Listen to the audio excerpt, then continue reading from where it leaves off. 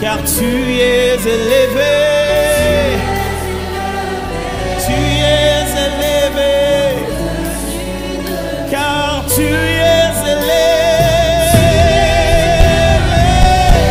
au-dessus de tout. Jésus, tu es élevé. Jésus, tu es élevé.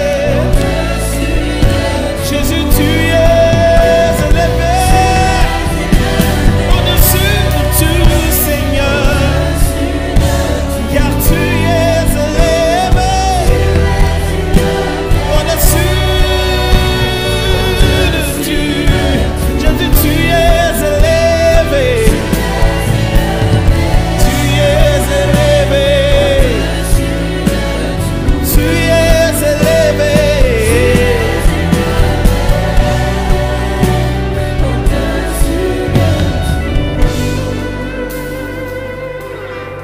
Au-dessus de tout, Jésus.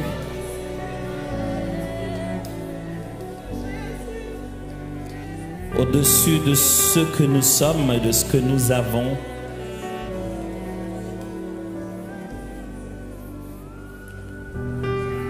Que l'Esprit élève, élève, élève, élève encore Jésus dans nos cœurs. Dans l'Église, Jésus encore et encore au-dessus, jusqu'au-dessus de tout complètement.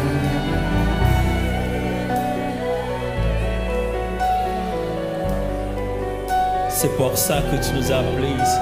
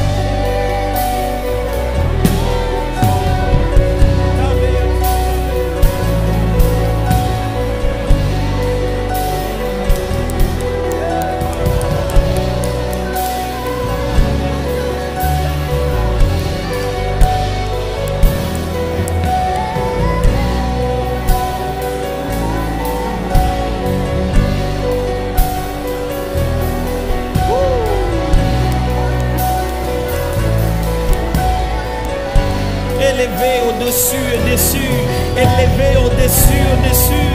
Les hommes diminués encore et encore, brisés encore, encore, rabaissés encore. Mais Jésus élevé encore et encore. Les désirs de l'homme, les ambitions se perdent au milieu de méandres de ta gloire. Et le nom de Jésus, Jésus, Jésus, Jésus, Jésus.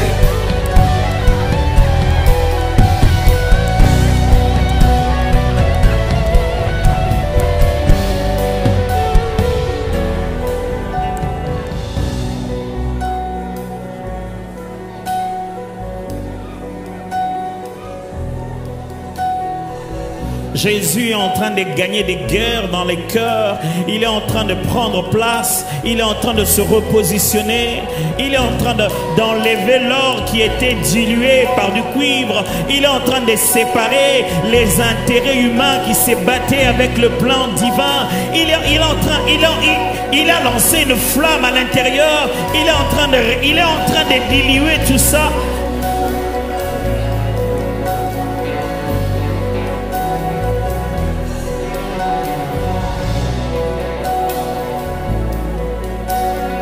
C'est pour ça qu'on était venu ici, pour devenir petit, de plus en plus petit, petit, et que Christ croisse et croisse dans son Église. Et c'est l'Esprit de Dieu qui fait cette œuvre. C'est le Saint-Esprit qui glorifie Jésus au milieu de nous et qui diminue nos cœurs de plus en plus, qui diminue notre orgueil, fait baisser nos épaules, glorifie Jésus.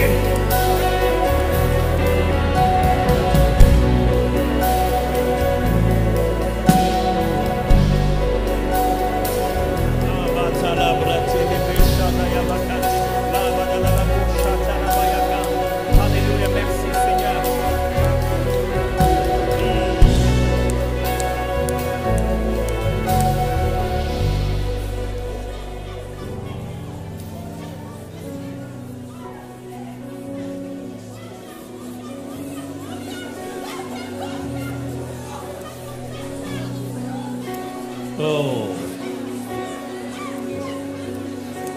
Il va rentrer 20 ans en arrière, 10 ans en arrière, 5 ans en arrière, 30 ans en arrière. Il peut aller jusque dans les fondations, dans les racines. Il peut remplacer ce que tu penses que les années ne pourront plus jamais arranger. Il s'en fout de ton âge. Il a un plan. Il peut aller jusqu'au fin fond de l'intérieur. Laisse Jésus faire. Laisse Jésus faire. Laisse l'Esprit glorifier Jésus.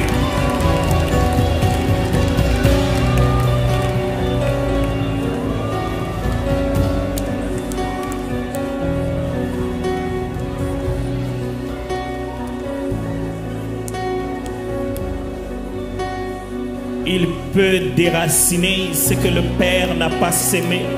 Il peut changer les rêves que tu as toujours eus. Il peut donner une nouvelle raison d'exister. Laisse-le t'équiper d'autre chose que de ton diplôme. Laisse-le t'équiper d'autre chose que de ta réputation. Laisse-le t'occuper d'autre chose que le nom de ta famille. Laisse-le t'équiper d'autre chose que les simples talents que tu as entre tes mains. Laisse-lui te donner quelque chose que le monde n'a pas. Laisse-lui te donner quelque chose que le monde n'a pas. Et vous recevrez une puissance, celle du Saint-Esprit, survenant sur vous. Et vous recevrez une puissance, celle du Saint-Esprit, survenant sur vous. Et vous recevrez une puissance.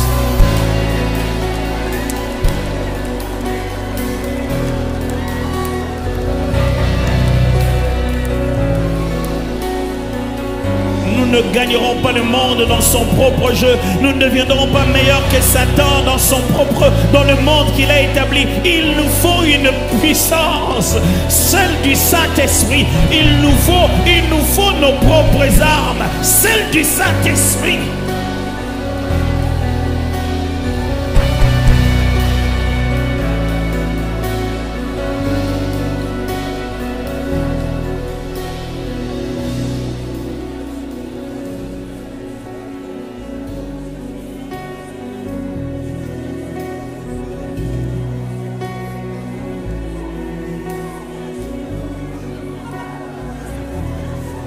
Et si on n'avait rien d'autre à faire? Et si je ne suis pas pressé, je n'ai pas de minutes, nous n'avons que Dieu. Et si on n'avait rien d'autre? Si on était venu seulement pour maintenant, tout de suite, rien d'autre que maintenant, tout de suite.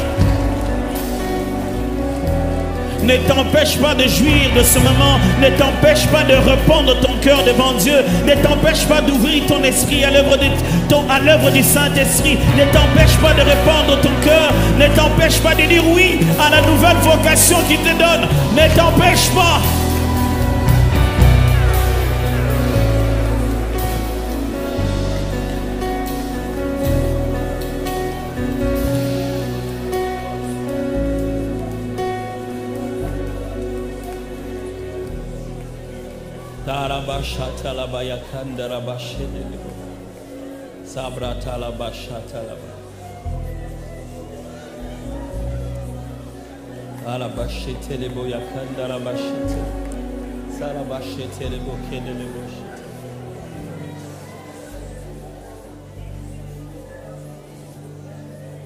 Ici et maintenant, ça se passe maintenant. Ici et maintenant, touché. Ici et maintenant, ça se passe maintenant. Ici et maintenant, touché. Ici et maintenant, ça se passe maintenant. Ici et maintenant, touché. Ici et maintenant,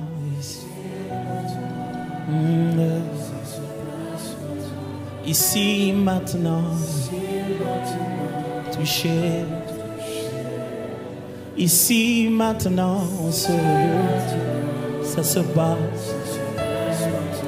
Ici et maintenant, touché. Ici et maintenant, en ce lieu. Ici et maintenant, touché. Ici maintenant, le cœur dans nos esprits ici, touché. Ici et maintenant, pendant que l'on prie, le ciel bouge, touché. Ici maintenant, et en ce lieu, ici maintenant, touché. Ici maintenant, dans nos prières, en ce lieu, touché.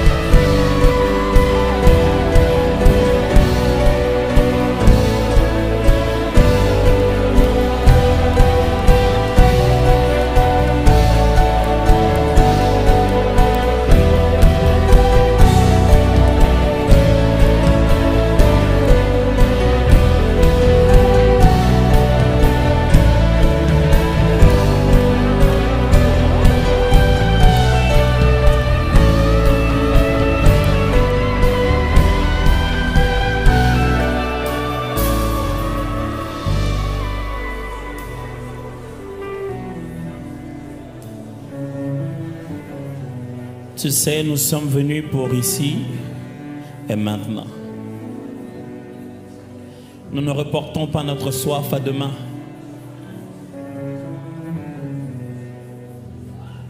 Nous ne désirons pas ce qui arrivera après. Nous voulons Jésus. Nous le voulons ici et maintenant. Tu sais, nos cœurs, ce n'est pas pour une promesse des jours à venir. Nos cœurs, tu le veux aussi. Ici. Et maintenant. Alors laisse qu'ici et maintenant, nos cœurs et le tien se rencontrent. Et que nous ouvrons les entrailles de notre âme. Et que tu ailles chercher dans les rêves d'enfance. Et que tu corriges notre image de nous-mêmes et notre image de ton royaume.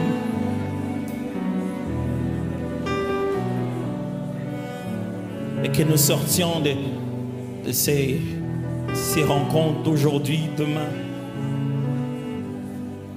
visiter. Merci pour ça. Merci pour ça.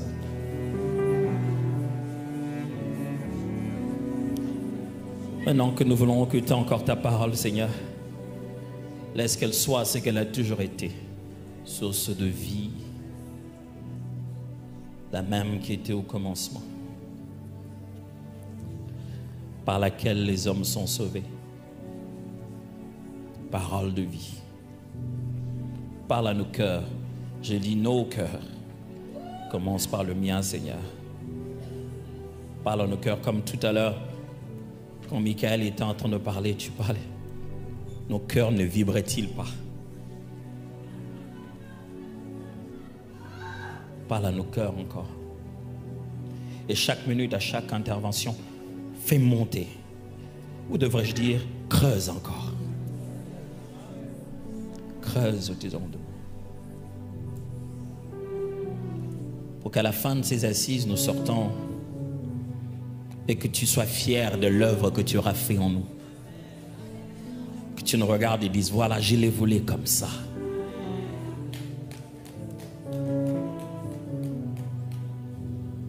Et nous serons juste heureux de ce que toute la gloire revienne à Jésus. Est-ce que nous pouvons rendre à Dieu des acclamations?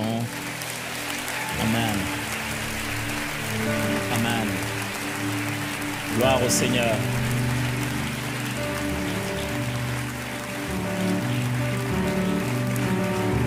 Amen.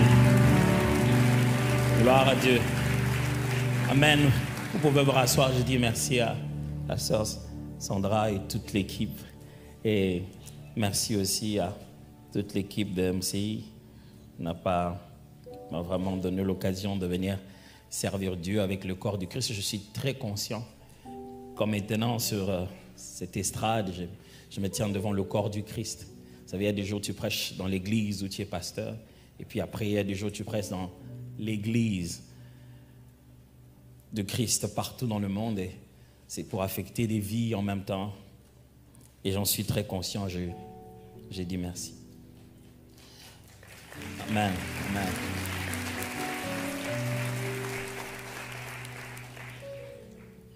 J'étais assis à côté de Jérémie et je lui montrais mes notes d'aujourd'hui. Et j'étais en train de lui dire comment Michael était en train de tout dire. Et puis après, on s'est dit, c'est que je suis dans le bon alors. Vous allez comprendre, mon thème de ce soir s'intitule « Pentecôte de ceux qui n'étaient pas apôtres ». Pentecôte de ceux qui n'étaient pas apôtres. Dans Actes des Apôtres, chapitre 10, je vais commencer à partir du verset 34 jusqu'au verset 43. Actes des Apôtres, chapitre 10, verset 34-43. Alors Pierre, ouvrant la bouche, dit « En vérité, je reconnais que Dieu ne fait point exception des personnes, mais qu'en toute nation, c'est celui qui le craint et qui pratique la justice lui est agréable. Il a envoyé la parole aux fils d'Israël en leur annonçant la paix par Jésus-Christ, qui est le Seigneur de tous. Vous savez ce qui est arrivé dans toute la Judée après avoir commencé en Galilée, à la suite du baptême que Jean a prêché. Vous savez comment Dieu a oint du Saint-Esprit et de force Jésus-Christ de Nazareth, qui allait de lieu en lieu, faisant du bien et guérissant tous ceux qui étaient sous l'empire du diable, car Dieu était avec lui. Nous sommes témoins de tout ce qu'il a fait dans le pays de Juifs et à Jérusalem. Ils l'ont tué en le pendant au bois. Dieu l'a ressuscité le 3e jour et il a permis qu'il apparût, non à tout le peuple, mais aux témoins choisis d'avance par Dieu, à nous qui avons mangé et bu avec lui après qu'il fut ressuscité de mort. Et Jésus nous a donné de prêcher au peuple et d'attester que celui qui a été établi par Dieu juge des vivants et des morts. Tous les prophètes rendent de lui le témoignage que quiconque croit en lui reçoit par son nom le pardon des péchés. Comme Pierre prononçait encore ces mots, le Saint-Esprit descendit sur tous ceux qui écoutaient la parole. Tous les fidèles circoncis qui étaient venus avec Pierre furent étonnés de ce que le don du Saint-Esprit était aussi répandu sur les païens, car ils les entendaient parler en langue et glorifier Dieu. Alors Pierre dit, « Peut-on refuser l'eau du baptême à ceux qui ont reçu le Saint-Esprit aussi bien que nous ?» Et il ordonna qu'ils fussent baptisés au nom du Seigneur, sur quoi ils les prièrent de rester quelques jours auprès d'eux. Le livre des Actes des Apôtres, comme vous l'entendez, Actes des Apôtres, ou les faits et gestes des apôtres, est un livre qui commence justement avec cette histoire de la Pentecôte. Jésus se prépare à partir, il annonce que la Pentecôte va avoir lieu, et puis voilà, elle est là. C'est un peu dans ces livres que nous tirons toute notre raison d'être aujourd'hui, tout ce qui se passe ici aujourd'hui. Mais si vous n'êtes pas attentif, vous allez croire que le livre des Actes des Apôtres a pour but de ne parler que des apôtres. C'est ce qu'on est en train de mettre en lumière, les faits et gestes des premiers disciples proches de Jésus qu'on a appelés apôtres. Restés 11 après. On est en train de compter l'histoire, leur parcours à eux, ce qu'ils ont fait. Mais si vous ne faites pas attention, vous risquez de croire que le livre des Actes des Apôtres et la Pentecôte était pour les apôtres. Et en disant apôtres, dans votre tête, vous aurez peut-être l'idée de vous dire certainement des ministres, des serviteurs de Dieu, des prédicateurs de la parole. Les livres des Actes des Apôtres nous montrent comment le Saint-Esprit est descendu sur des gens qui vont devenir prédicateurs de la parole. Or non, ce n'est pas seulement ceux qui ont reçu la Pentecôte pour devenir prédicateurs de la parole. Les livres des Actes des Apôtres nous racontent le parcours de 12. Pas tous d'ailleurs. Il finit plus par nous parler de Paul que de qui que ce soit. Qu'en est-il devenu de tous ceux qui ont aussi reçu le même esprit? Le jour de la Pentecôte, en Actes des Apôtres, chapitre 2, vous assistez non seulement à l'effusion du Saint-Esprit, mais à un signe fort. Ce jour-là, comme aucun autre jour après, les apôtres sont dans la chambre haute, vous voulez appeler ça comme ça, mais ils sont à cet endroit en train de prier ensemble, en train de prier. Et la Bible dit, s'accomplit une promesse que Jésus leur avait donnée, ils furent remplis du Saint-Esprit. En fait, des langues semblables à des langues de feu apparurent sur leur tête. Pas des langues de feu, mais des langues semblables à des langues de feu, qui apparurent sur la tête de chacun, et ils se mirent à parler en d'autres langues et glorifier Dieu. Alléluia, Amen. Mais à force de regarder cette séquence-là, nous commençons à croire que la Pentecôte est la Pentecôte de la flamme et non de l'esprit. Ici, nous ne sommes plus capables de juger ceux qui sont remplis de l'esprit et nous nous laissons tromper par ceux qui montrent leur flamme extérieure. J'aimerais bien expliquer cela. Aujourd'hui, quand vous regardez même dans la Bible, ce fut la seule fois où quand il est arrivé, il y avait des langues semblables à des langues de feu. Aujourd'hui, ce que nous cherchons dans la Pentecôte, c'est la langue de feu. Aujourd'hui, nous cherchons quelque chose d'absolument visible qui nous dise qu'on a reçu l'Esprit. Est-il possible qu'aujourd'hui, il y ait des gens qui ont fabriqué des langues sans avoir l'Esprit? Et c'est à eux que nous disons qu'ils sont remplis du Saint-Esprit. Mais est-il possible qu'il y ait des gens qui ont l'Esprit sans avoir de langue sur leur tête? Le reste de toute l'histoire des Actes des Apôtres, c'est des gens remplis du Saint-Esprit, sans langue de feu, mais parlant en d'autres langues. Ils sont remplis du Saint-Esprit sans aucun signe, sans aucun signe extérieur. Après ce moment des Actes des Apôtres, chapitre 2, les restes de foi, les gens sont baptisés du Saint-Esprit. Et je viens de vous lire une histoire merveilleuse où la première fois, les non-juifs, les non-judaïsants sont baptisés du Saint-Esprit. J'aimerais en fait vous dire, c'est un peu l'ancêtre des Pentecôtes de non-juifs. C'est l'ancêtre de cette réunion. Au commencement, il y a eu Corneille, il y a eu des... Voilà. C'est la première fois ici que des gens qui ne pratiquent pas le judaïsme vivent ce que les autres ont vécu le jour de la Pentecôte. Ce n'était pas un jour de la Pentecôte, mais c'était leur Pentecôte. Et on est très étonné ici, il n'y a pas de flamme. Il n'y a rien à l'extérieur qui montre que c'est ta-da-da-da. Mais les Juifs qui étaient venus là avec Pierre ont constaté clairement qu'eux aussi avaient le même esprit, sans flamme. Du reste, dans tout le reste de temps, vous avez encore une autre histoire dans Actes des Apôtres, chapitre 19. D'autres encore, Paul arrive, leur dit, vous avez déjà reçu l'esprit du nom. Il prie pour eux, ils reçoivent l'esprit, mais pas de flamme semblable de flamme de feu. Mais Paul sait qu'ils ont reçu l'esprit. Frères, sommes-nous en train de regarder du mauvais côté le signe de la véritable Pentecôte dans la vie des hommes? La Pentecôte est devenue beaucoup plus notre souvenir de comment l'œuvre du ministère doit être exercée.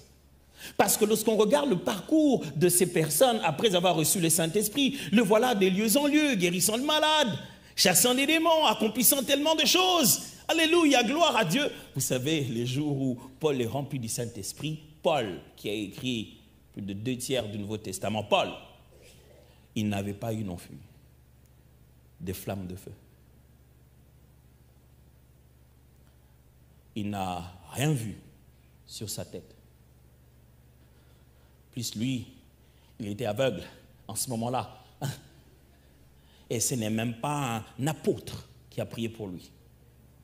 Il y avait un certain disciple dénommé Ananias. C'est comme ça que la Bible parle. J'aimerais juste vous dire ceci. L'esprit qu'on a reçu par les apôtres peut être transféré par un non-apôtre. Ok, let me come back to that. L'esprit qu'on a reçu par les apôtres peut être transféré par un non-apôtre. J'aurais voulu que ce soit les 11 qui se mettent en cercle. Dis levant nos mains. Celui-ci deviendra un apôtre demain. Oh Dieu, nous consacrons Paul. Mais la Bible dit qu'il y avait un certain Ananias qui dormait chez lui, qui n'avait pas eu de flamme. Mes amis, ceux qui n'ont pas eu la flamme sur la tête peuvent communiquer la flamme qu'il y a dans leur esprit. J'aimerais insister pour que vous ne puissiez pas confondre. Si Dieu place une flamme sur les apôtres pour montrer des signes de Christ, ce n'est pas ça la seule Pentecôte. Nous sommes dans une réalité où on ne se pose plus la question. Et ceux qui n'étaient pas apôtres, qu'ont-ils fait de leur parler en langue? Cet homme était militaire. Le tout premier non-juif à recevoir le don de l'esprit dans sa maison, c'est un certain Corneille. Alors, on vient dans la maison de Corneille. Est-il apôtre? Non. Est-il juif? Non. Et il n'est pas seul, il a des amis. On arrive. Qu'est-ce qui se passe? Paul est d'abord très touché. Pierre plutôt, on vient les chercher. On dit, on cherche Pierre. Comment? Parce que voilà, un ange lui est apparu à Corneille, lui a dit, voilà, il faut aller chercher Pierre. Il vient chercher, il envoie des gens qui viennent, ils trouvent Pierre, et puis Pierre est là, il dit, bon, ok, qu'est-ce qu'il y a? Il faut partir avec nous, parce que Dieu veut qu'on parte. Et voilà, il arrive, Corneille lui rappelle toute l'expérience. Il a vu des anges, mais il n'est pas rempli du Saint-Esprit. Sommes-nous en train de confondre Pentecôte et expérience spirituelle? Tous ceux qui ont vu des anges ne sont pas remplis du Saint-Esprit. L'ange est entré chez lui, il l'a parlé. Il a dit, écoute, il te faut une nouvelle dose. Hein? Ça, ça ne marche plus. Les choses ont changé. Tes prières, je vais y arriver. Tout ça, c'est entendu. Mais voilà, prochaine étape, la dose dont tu as besoin, moi, je ne livre pas ça. Est-ce qu'il est possible que aujourd'hui l'Église est intimidée par ceux qui ont vu les anges, mais qui n'ont pas reçu l'Esprit? L'ange lui a dit, bon, c'est qu'il y a, il faut aller... Tu connais, l'ange lui a même donné le nom de l'avenue. Et il lui a même donné le nom. Tu sais, quand c'est Dieu, il sait qu'il y a 2 Pascal, un homme, une autre femme. Et il sait que... J'étais en train de titiller les Pascal qu'on a ici. Et Dieu il sait qu'il y a 2 Simon. Il y en a un qui habite dans la maison de l'autre. C'est clair. Il a dit, vous irez chercher un Simon. Et ce Simon-là, il habite encore dans la maison d'un autre Simon. C'est-à-dire, quand vous arrivez, vous dites, vous cherchez Simon, vous risquerez de voir le premier apparaître, c'est pas toi, c'est l'autre Simon qu'on cherche. L'ange peut être précis, sans que celui à qui il parle soit rempli de l'Esprit. Mais à partir de quel moment l'œuvre de Dieu est faite, le royaume s'étend? Pas quand les anges ont parlé aux hommes. Quand, par la puissance du Saint-Esprit, les hommes parlent aux autres hommes. Alors, il arrive, puis voilà, ils sont là dans la salle. Il vient le voir et dit, bon, il faut qu'on parte. Dieu a parlé à Pierre pour l'encourager de partir avec eux. Ils partent, ils arrivent. Corneille lui rappelle l'histoire, il dit, écoute, maintenant, tu as la parole. Dis-nous, parce qu'il nous a dit, et c'est toi qui vas nous dire les choses par lesquelles nous serons sauvés. J'imagine Pierre, une prédication demandée comme ça. Il dit, bon, quand vous regardez la prédication de Pierre ici dans la maison de Corneille, ça ne ressemble pas du tout à sa première prédication le jour de la Pentecôte. Hein? Au jour de la Pentecôte, il dit, oh mon frère, il faut que je vous dise ce qui est arrivé parmi nous. Mais bon, là, Pierre parle, et quand Pierre parle, vous savez bien qu'il est en train de sous-entendre. Vous savez, quand vous ne connaissez pas le niveau de connaissance de la personne qui est devant vous et vous ne voulez pas léser, vous êtes en train de sous-entendre qu'il sait de quoi vous parlez. Regardez Pierre, vous savez, vous parlez avec une personne honorable, vous dites, ah, vous savez bien comment dans notre pays, vous savez comment il fait froid au Canada. Moi, je ne savais pas. C'est-à-dire, vous parlez à quelqu'un de respectueux, vous dites, bon, vous savez bien comment il faut juste insérer la carte, vous savez. Vous ne voulez pas lui dire, est-ce que vous savez? C'est par respect que vous sous-entendez que dans votre langage, vous lui accordez le savoir pour que vous ne puissiez pas les gêner en disant qu'il ne le sait pas. Et c'est ce que Pierre utilise ici. Il dit, vous savez comment au milieu de nous, Jésus a été, vous savez que Jésus a été, vous savez, c'est comme ça qu'il leur parle. Vous sentez que la personne se résume. Il dit, bon, je ne sais pas par où je dois commencer cette histoire. On m'invite pour prêcher.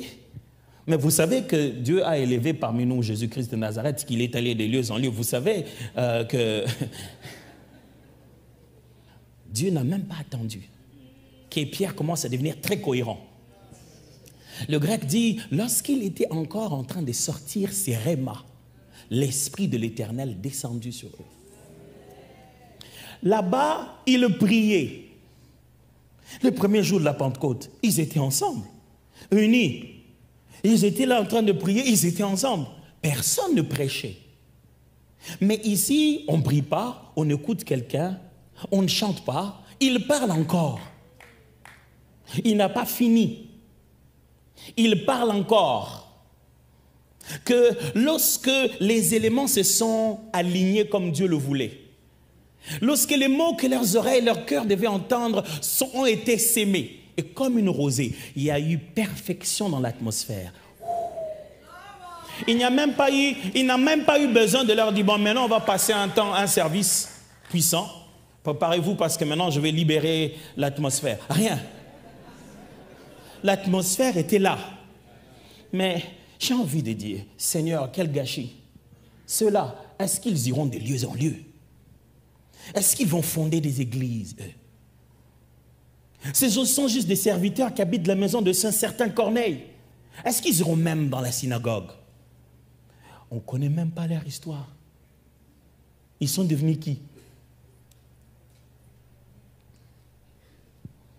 On ne les connaît pas. Après ce jour-là de Corneille, c'est fini. Bon, Corneille est apparu, bon voilà, c'est bien. Est-ce que le Saint-Esprit descend sur nous pour que nous tous nous fassions les mêmes choses que les apôtres?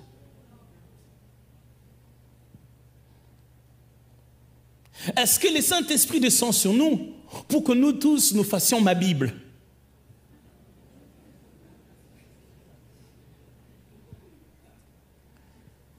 J'ai rencontré une ou deux fois Michael en train de travailler. Il était en train de tenir sa tête comme ça. C'est-à-dire quand quelqu'un tient sa tête pendant qu'il travaille, c'est qu'il en a tout plein dans la tête. Il essaie de se soutenir lui-même avant que ça tombe. Est-ce que le Saint-Esprit est descendu sur eux pour que chacun tienne sa propre chaîne YouTube? Mes amis, est-ce que nous ne sommes pas en train d'aller dans la mauvaise direction? Est-ce que nous ne sommes pas en train de surcharger l'Église de l'esprit qu'il nous a donné pour conquérir le monde? Au point que la validation de notre spiritualité se donne dans notre exercice de ministère intérieur à l'Église. Si j'ai reçu le Saint-Esprit, donc je me mets à prêcher à l'Église. Si j'ai reçu le Saint-Esprit, donc je dois être validé, valorisé dans les systèmes ecclésiastiques.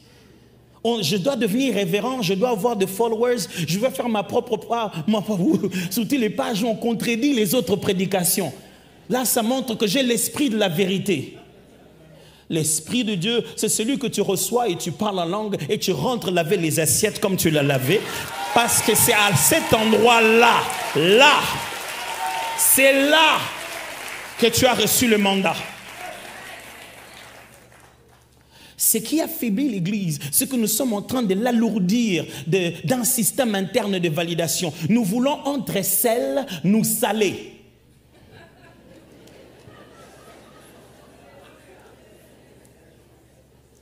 On veut se saler entre nous.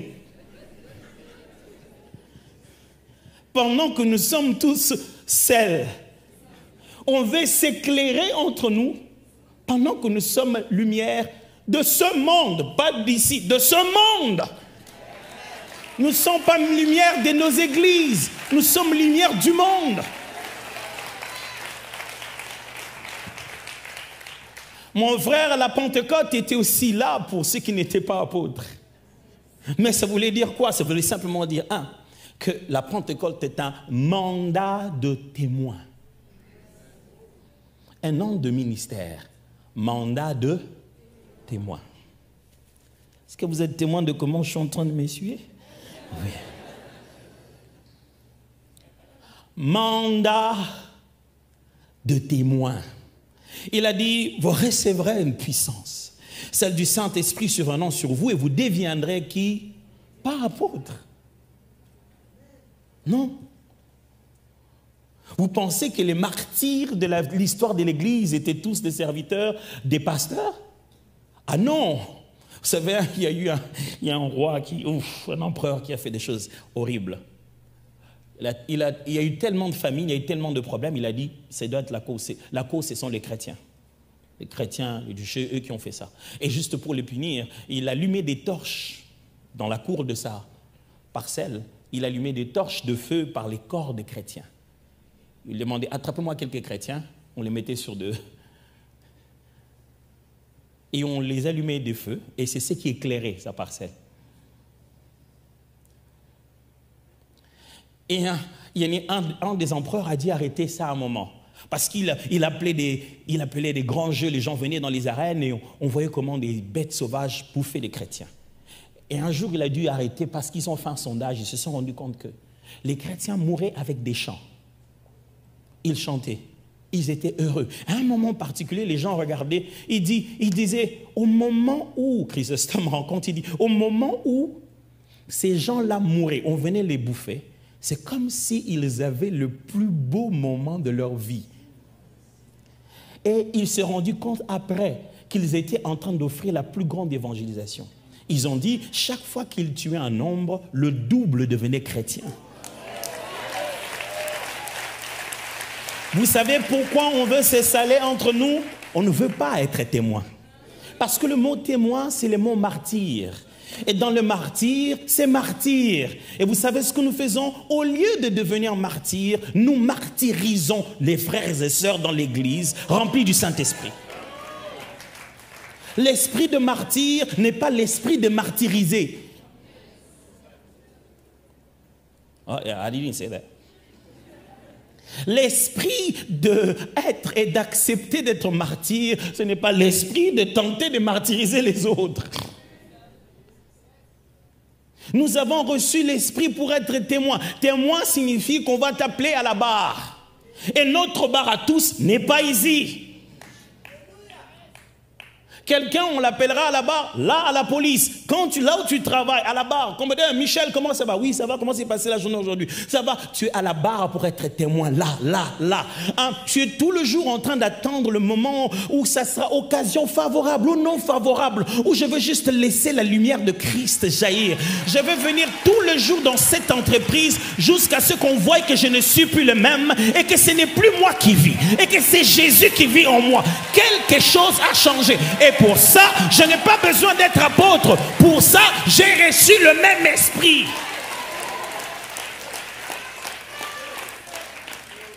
Je vais continuer à aller vendre à cet endroit-là.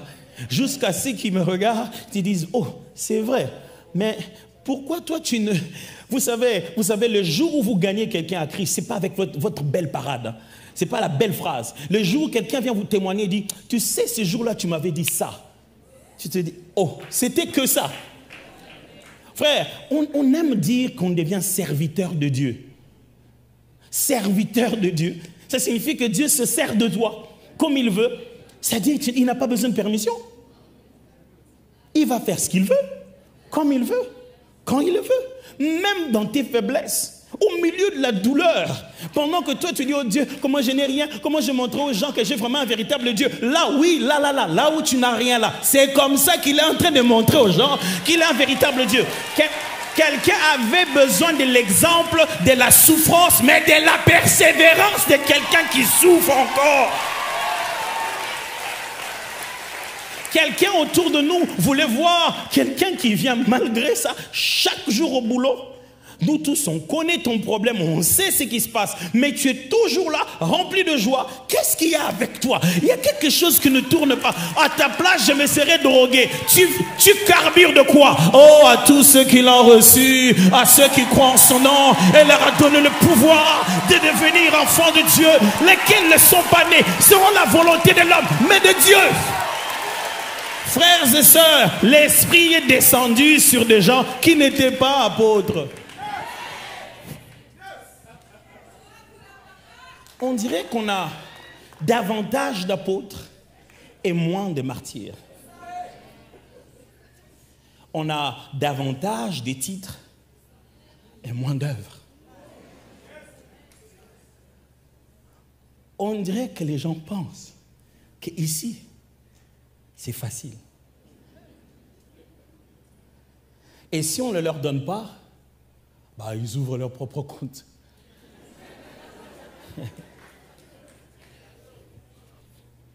Et sur YouTube, on ne demande même pas si tu as un ministère quelconque.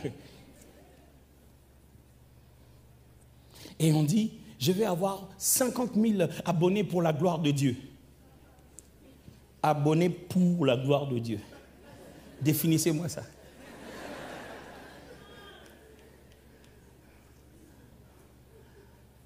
Cliquez, vraiment, n'oubliez pas de continuer à cliquer, c'est pour la gloire de Dieu.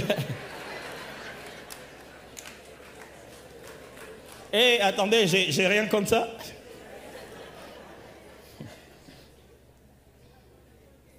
Je vais juste nous rappeler que nous avons tous reçu l'Esprit sans nécessairement avoir de flamme. Et la première génération qui a reçu l'Esprit sans de flamme sur la tête, c'est celle que je viens de vous lire. Mais les autres qui avaient reçu la flamme dans la tête ont su que c'était le même Esprit. Ils ont su. Ceux-ci, ils ne sont pas apôtres, mais ils sont comme nous. Au point que Pierre dit, pourquoi allons-nous refuser le baptême? Ils ont déjà eu ce pourquoi on va baptiser les autres. Ils l'ont déjà. Complétons seulement le processus, donnons-leur le baptême. Ils ont déjà. Comment on va leur refuser ça? Frères et sœurs, la Pentecôte de ceux qui ne sont pas apôtres, c'est que c'est un mandat de témoins. Deuxièmement, c'est que c'est un mandat apostolique. Ça signifie quoi? Même si on ne nous appelle pas tous apôtres, même si tous ce n'est pas dans le ministère, on a tous reçu l'ordre d'aller. Après le moment où le Saint-Esprit te donne ses capacités, c'est pour aller. Aller où? Mais simple. Un homme, un jour, a failli se tuer. Il voulait se donner la mort parce qu'il a vu que les prisonniers sont partis, parce qu'il y a eu tremblement dans la prison. Et voilà, il s'est dit, bon, c'était connu, hein, si tu as perdu des prisonniers comme ça, on te tuera. Tant mieux pour lui, se tuer lui-même. Il s'est dit, bon, je vais mourir. Et Paul entend dire, non. Ne te donne pas la mort, on est là. Drôle de prisonniers qui sont libres et qui ne sont pas partis. Ah ouais, ça c'est la race des prisonniers qui savent que même ma prison sert à la gloire de Dieu. Et même quand la porte n'est plus, je ne partirai d'ici que quand il a dit part. Oh, quelle belle opportunité, il n'y a plus de porte. Quelle démonstration de la puissance de Dieu. Il aurait pu se dire, c'est maintenant. Oh non, je n'ai gagné personne. La porte est détruite. Mais personne n'est pas encore entré dans le royaume. J'attends jusqu'à ce qu'ils donnent un ordre. Et ils attendent. Et ils entendent. Ils disent, oh non, t'en fais pas. Mon cher, on est ici. Viens. Il est là, il n'en revient pas. Il dit, mais qu'est-ce que je dois faire? Paul lui dit, crois au Seigneur Jésus. Mandat, tu seras sauvé. Toi et tous les tiens. Ça ne veut pas dire tous les consanguins, non. Ça veut dire tous ceux qui restent sous ton toit, tous ceux qui sont sous ta responsabilité. Un jour, j'ai un conducteur de louange qui est venu me voir, m'a dit « Mais pourquoi moi je ne modère pas? Je voudrais aussi conduire les cultes des dimanches. Pourquoi on a toujours l'impression que moi je dois conduire que les cultes la semaine? Est-ce que moi je suis bonne qu'à la semaine ?» Alors, ça m'est arrivé un jour, je les ai fait asseoir. Oh, venez, on a parlé de tout et de rien. J'ai dit, j'ai appris que certains voudraient conduire le jour de la semaine. Alors, j'allais poser la question. Qui parmi vous a conduit le culte de la maison chez lui aujourd'hui? Personne. Hier? Personne. Avant-hier? Personne. Il dit, ok. Donc, aucun de vous ne conduit de culte à la maison. Oh, je commence à comprendre. À la maison, ils savent. Ils savent comment tu parles. Et ils sont témoins de tes pics d'émotion et ton manque de contrôle de soi. Et tu sais que si tu finis de faire ce que tu fais, ça sera difficile de dire, bien-aimé dans le Seigneur, nous allons...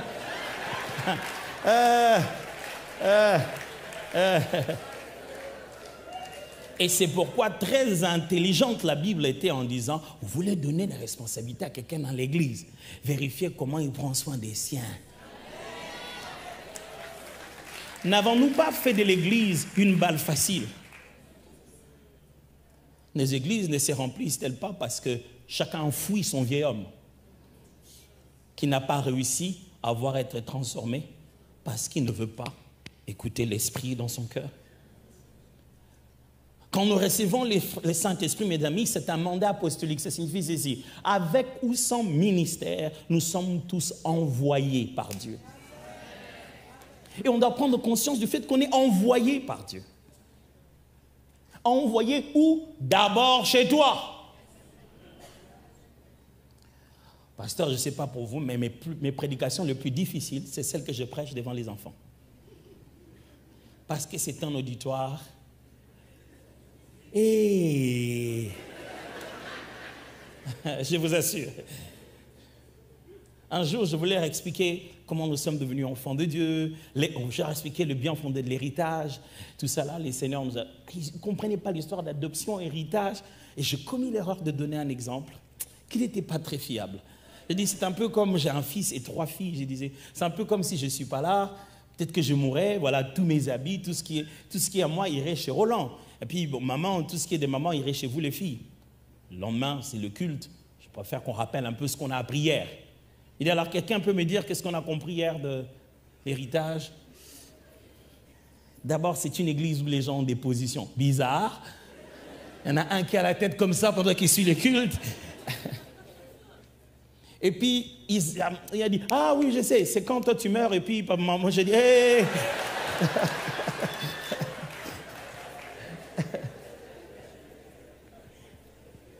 Frère, si nous continuons à avoir des enfants, à accoucher, à multiplier la terre, sachez que multiplier la terre n'est pas égal à remplir le royaume. Nous sommes en train de produire des consommateurs du système du monde si nous ne pouvons pas amener notre apostolat dans notre propre famille. Vous êtes en train de remplir la République. Vous n'avez pas encore rempli le royaume. Vous êtes en train de grandir la nation. Vous n'avez pas encore grandi le royaume de Christ. Si vous ne produisez que des êtres humains bien éduqués, ils iront tout droit sur une file indienne jusqu'en enfer. Si on n'accepte pas notre apostolat chez nous, à la maison. Vous savez, une famille chrétienne, c'est là où les enfants te rappellent au nom de Jésus que vous êtes frères et sœurs dans le Seigneur. Ah, vous voyez ça? C'est là qu'ils te disent, non mais papa, la Bible dit, hey. La Bible dit, ah. Il dit, mais papa, tu ne peux pas faire ça. La Bible dit. Et tu es son frère dans le Seigneur. Il doit te remettre sur la voie. S'il trouve que ce n'est pas normal, il dit, papa, moi, franchement, je trouve que ta façon de... Tu n'as pas bien géré cette situation. Je pense que la Bible dit... Ça, c'est une famille chrétienne. On sait quelle est la constitution à laquelle même papa doit fléchir les genoux. Mes amis, est-ce que nous pouvons ramener cette flamme chez nous à la maison? L'esprit qui nous anime. Quand on reçoit l'esprit sans être apôtre, ça veut juste aussi dire que c'est un exaucement. Je m'explique. Paul, quand l'ange arrive pour voir Corneille, il dit, Corneille, toutes tes prières et tes aumônes ont été exaucées. C'est pourquoi je suis venu. Pour te donner quoi comme argent? Rien. Va chercher Pierre. Et il va me donner quoi comme substance? Rien. Vous serez juste remplis du Saint-Esprit. Frères et sœurs, nous ne battrons pas le monde dans son propre jeu. Nous ne deviendrons pas le meilleur de ce que les païens ont créé. Nous ne tiendrons pas la tête du système qu'ils ont inventé. Sans le Saint-Esprit, nous n'avons pas le poids. Nous ne tiendrons pas. Et Jésus le savait. Il leur a dit, ne bougez même pas. Restez encore, vous n'êtes pas prêts. Mais Seigneur, on a été avec toi pendant 3 ans. On a même chassé des démons. Restez d'abord. Pourquoi? Vous ne pouvez pas, vous ne saurez pas. Restez encore. Alors, pendant qu'il priait, écoutez-moi mes frères, le plus grand exaucement de Dieu à nos prières, c'est de nous remplir du Saint-Esprit. Moi, je m'imaginais qu'on était en train de dire à Corneille, Corneille, tu as été exaucé. Voilà, Dieu va te donner beaucoup d'argent. Mais écoutez ce que l'ange lui dit. Tes prières et tes aumônes ont été exaucées. C'est-à-dire, même ce que tu as donné financièrement, même ce que tu as prié, voici l'exaucement. C'est quoi? Quelqu'un va venir prier et tu seras rempli du Saint-Esprit. Frère, en réalité, nous n'avons pas besoin d'autant de choses que nous pensons. Nous avons juste besoin que notre homme intérieur soit rempli. Écoutez très bien ce que lui dit. Il dit, et tes prières, et j'aime cette partie, permettez-moi de le dire quand même, et tes aumônes. Quand nous regardons les premiers actes des apôtres et les premiers symboles de la puissance du Saint-Esprit dans l'Église, nous aimons nous arrêter à remplis du Saint-Esprit, parlant en langue, accomplissant des miracles, union, ils étaient dans l'unité, ils glorifiaient Dieu. Quand vous regardez Actes des Apôtres, chapitre 1, 2, 3, 4, c'est en train de montrer la particularité de la venue de l'Esprit, c'est-à-dire avant et après lui. Quand l'Esprit n'était pas encore, comment ils étaient? Et quand l'Esprit est arrivé, quelles sont les choses qui ont changé dans le milieu des apôtres? Que même les autres personnes pouvaient en témoigner. On a témoigné qu'ils ont commencé à faire des miracles. On a témoigné qu'ils ont commencé à parler en d'autres langues. On a témoigné qu'ils ont commencé à prophétiser. Mais pourquoi on ne rappelle pas aux gens qu'on a témoigné qu'au milieu d'eux, il n'y avait pas d'indigents et que chacun vendait sa propre maison? Ce que la Bible écrit là, ce sont les actes des apôtres, c'est-à-dire les actes exceptionnels des apôtres. Et dans les actes exceptionnels des apôtres, c'est que les non-apôtres vendaient leur propre maison. Je me rappelle, dans les actes des apôtres, les manifestations de la gloire du Saint-Esprit, c'est la conviction que mes biens personnels ne sont plus à moi. Au point que l'œuvre a commencé à fonctionner parce que chacun vendait sa propre maison et ramener ça pour le besoin de tous, c'est l'avancement du royaume. Aujourd'hui, qu'est-ce qu'on ne doit pas expliquer aux gens? Pendant que Paul dit clairement, les Macédoniens, vous savez, ils se sont donnés eux-mêmes. Ils n'ont pas donné parce qu'ils voulaient juste donner, ils se sont disposés eux-mêmes. Frère, le plus grand exaucement que Dieu puisse te faire, ce n'est pas répondre à ce besoin d'argent. C'est d'être animé de son esprit. Vous savez, Jésus était tellement animé de l'esprit qu'on lui a demandé l'impôt, il a dit à Pierre, va pêcher là-bas. Raisonnez avec moi. Il a demandé à Pierre d'aller pêcher dans le poisson, il a trouvé des drachmes. Et puis, raisonnez avec moi, qu'est-ce qui se passe? Jésus a-t-il envoyé Pierre de sorte que n'importe quel poisson qu'il va rencontrer aura une pièce? Ou bien Jésus l'a envoyé pêcher le poisson qui avait avalé une pièce? Qu'est-ce que vous dites? J'ai tendance à croire que n'importe quel poisson, peut-être ce serait un peu bizarre parce que pour ça, il aurait envoyé même quelqu'un qui ne sait pas pêcher. Il aurait pu envoyer Matthieu. Mais il envoie quelqu'un qui a la qualification en termes de poisson. Parce que dans le potentiel qu'il a placé en lui, se fera le miracle vers lequel le Seigneur veut qu'il accomplisse. Pourquoi? On ne paye pas d'impôt par un miracle, on paye l'impôt par le travail. Si celui qui n'est pas pêcheur va chercher le poisson, ça ne s'appelle plus un pot. Et lorsque la pièce sort, Jésus ne lui demande pas de payer pour lui seul. Sinon, ce serait une malversation quand même. Il a dit, paye pour toi et pour moi. Frère, ce n'est pas l'argent qui nous manque. Ce ne sont pas des moyens qui nous manquent. On n'est pas animé du même esprit. Enfin, pour ceux qui ne sont pas apôtres, lorsque l'esprit descend sur eux, ils parlent en langue et glorifient. Dans le texte de la Bible, vous voyez plusieurs séquences de fusion du Saint-Esprit. Et chaque fois, il y a deux groupes de mots. Soit on dit, il s'est mis à parler en langue et prophétiser. Ou alors on dit, il s'est mis à parler en langue et on découvre à l'intérieur que c'était les merveilles de l'Éternel. Il glorifiait Dieu. Voici le problème que nous avons aujourd'hui. Nous aimons plus ce groupe de mots, parler en langue et prophétiser. Or, le jour de la Pentecôte, ce n'était pas ça. Les premiers jours de la Pentecôte, c'était parler en langue et chacun l'entendait dans sa propre langue proclamer les merveilles de l'Éternel. Parler en langue et glorifier Dieu. Pas seulement parler en langue et manifester l'Esprit. Frères et sœurs, ne sommes-nous pas devenus si amoureux de parler en langue et prophétiser que nous avons oublié que parler en langue, c'est pour que les nations entendent la gloire de Dieu? Qu'est-ce que je veux dire ici? Un signe fort comme parler en langue leur a été donné, mais avec la possibilité qu'au premier jour de la Pentecôte, et dans le cas où on est ici, les gens qui étaient là les entendaient. Ils savaient qu'ils ne parlent pas cette langue, mais ils les entendaient parler. Pourquoi? Parce qu'il fallait qu'ils sachent quel est leur message. Et c'était quoi le message? Ils glorifiaient Dieu. Ils glorifiaient Dieu. Est-ce que nous pouvons encore vivre pour la gloire de Dieu, même surnaturellement? Est-ce qu'on peut encore vivre un miracle sans qu'on mette ça sur YouTube? Est-ce qu'on peut encore guérir un malade et ne pas laisser son numéro de téléphone? Est-ce qu'on peut juste prier pour un malade à l'hôpital, dans un tout autre département qui n'est pas le tien, et jamais revenir demain dire à la famille, tu sais, j'ai passé du temps de la prière pour lui. Hein.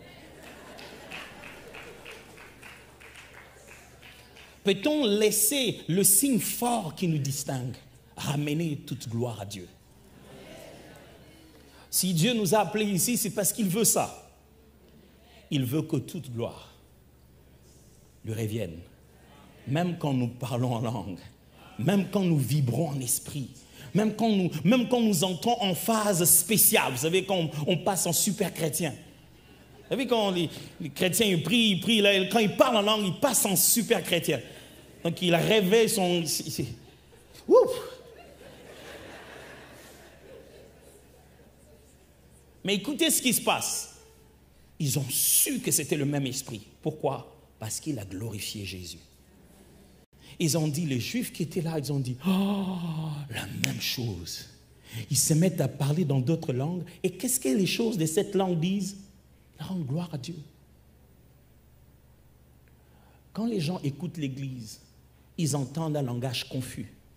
On ne sait plus si on glorifie pasteur, ou si on s'ébat entre nous, ou on discute sur porter des pagnes ou non, ou notre langage est confus. Nous parlons en des langues que personne ne comprend. Nous parlons la langue des divisions, les langues de chacun sa partie, des langues de moi je ne suis pas d'accord, les langues de... Vous savez, il y a des fois l'esprit des syndics à l'église. Sentez vraiment que les gens vont gréver. Le son de l'église est confus. On parle dans des langues que les gens ne comprennent pas. Ils se disent, ils veulent dire quoi? Mais chacun en bas a écrit, c'est pour la gloire de Dieu. Je n'ai jamais vu une gloire de Dieu se battre avec une autre gloire de Dieu.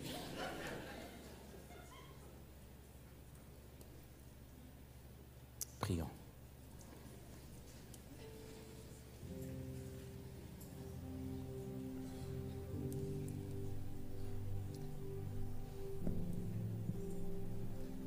que je nous encourager ce soir. Chacun à se dire, je vais répondre à mon mandat. J'ai reçu un mandat, je dois y répondre. Le mandat d'être témoin.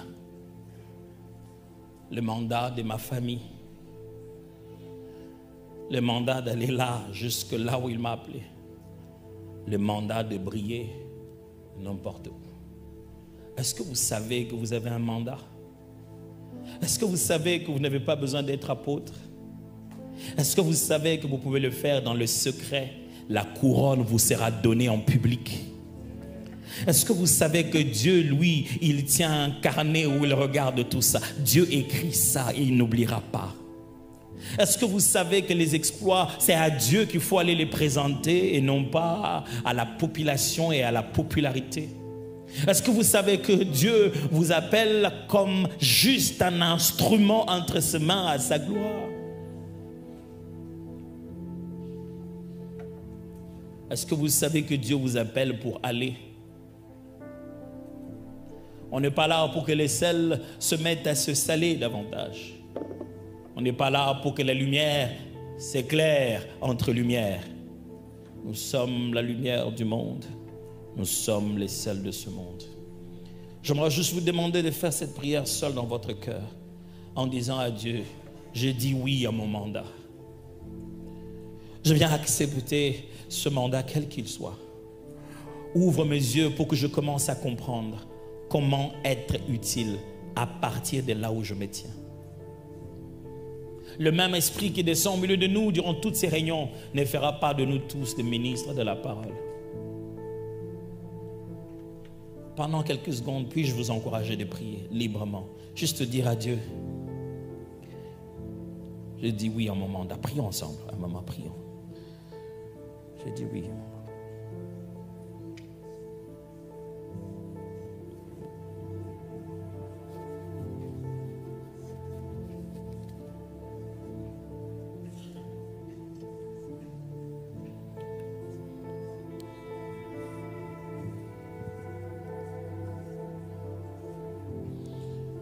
Je voulais céder ces micros, mais je pense, je sens l'esprit me dire, Attends, prie pour les gens qui veulent amener leur famille. Si vous êtes ici et vous sentez dans votre esprit, pasteur, la bataille à l'intérieur dans la famille, j'arrive pas encore à drainer la famille avec moi. Prie pour moi. Je veux que l'esprit me saisisse pour moi et ma famille. Il y a des frères, il y a des sœurs, je le vois, je prie pour eux. J'ai l'impression qu'il faut quelque chose d'autre qui va les alerter. Levez-vous juste là où vous êtes. Je crois qu'il y a des représentants des familles ici.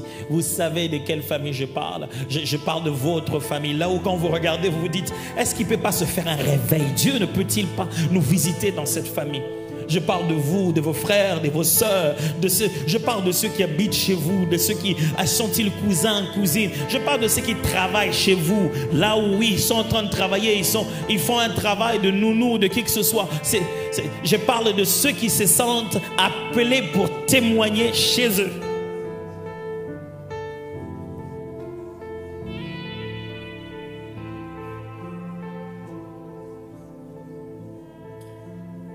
Père, nous voici juste comme des témoins.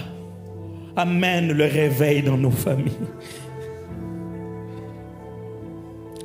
Il y en a qui veulent voir notre tempérament de colérique être changé pour qu'ils croient que c'est Jésus qui contrôle maintenant dans nos vies. Alors brise-nous pour amener les réveils dans nos familles.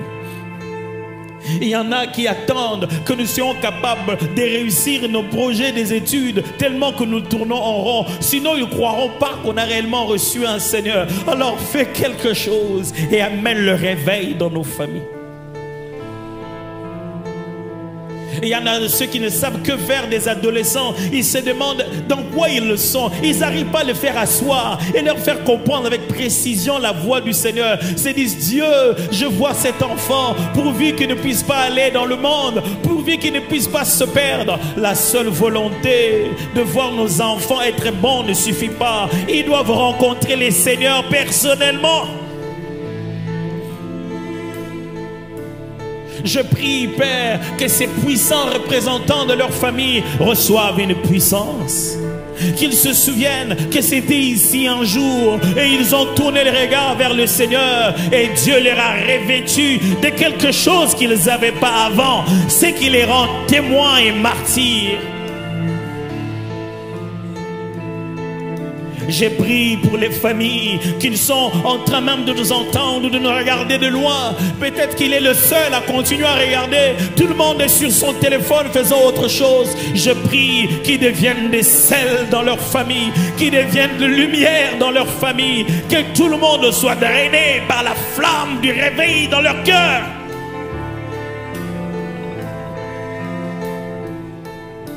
Je prie que tu restaures les familles.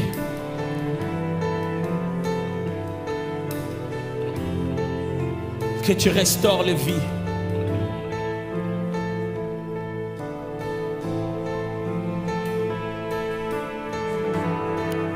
Et j'aimerais faire une dernière prière. Vous êtes venus ici pendant tout ce temps en vous disant, Seigneur, j'aimerais avoir victoire sur ce combat.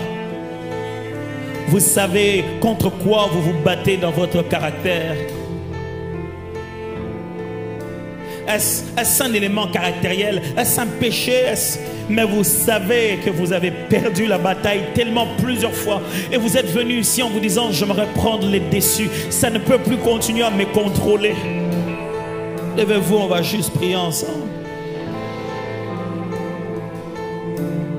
Vous savez quelle est cette guerre? Est-ce une guerre de caractère? Est-ce une guerre de péché? Je ne sais pas quoi, mais le Seigneur aimerait accorder une victoire. Dieu aimerait vous donner le dessus sur votre adversité.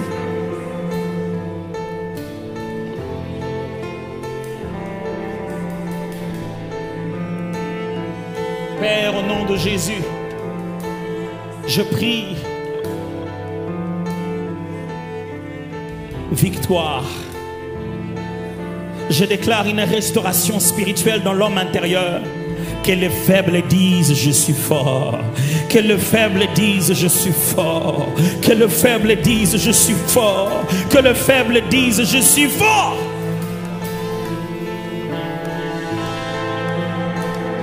Ils sont venus pour la victoire et pour vaincre. Ils sont venus victorieux et ils rentreront plus que vainqueurs.